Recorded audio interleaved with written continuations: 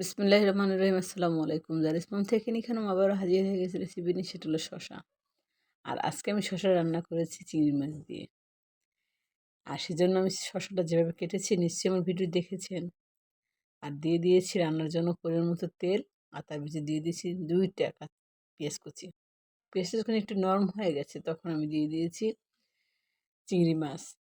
Half চামচ হলুদ, half চামচ মরিচের গুঁড়া, লবণ পরিমাণ মতো, হাফ চামচ জিরা, হাফ চামচ ধনিয়া, 2 টেবিল চামচ পেঁয়াজ বাটা, হাফ চামচ রসুন বাটা। এগুলো দিয়ে মশলাটাকে ভালোভাবে কষিয়ে নিয়েছি। আর যখন একদম দুর্গন্ধটা চলে গেছে মশলা থেকে, তখন আমি দিয়ে দিয়েছি শসাটি। শসাটা দিয়েও আমি ভালোভাবে কষিয়ে নিয়েছি। আর একটা কথা বলি, শসা দেওয়ার পর পানি দেবেন না। একটু সময় নেবেন, কারণ শসার একটা স্মেল আছে যেটা ভালোভাবে কষানো না হলে খেতে ভালো লাগে না।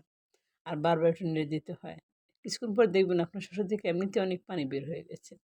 যখন কষানো হয়ে যাবে একদম প্রপারলি, আবার তেল ছেড়ে আসবে শসা থেকে, তখন আপনি দিয়ে দিবেন এতে পানি। আমিও সেই কাজটিই করেছি।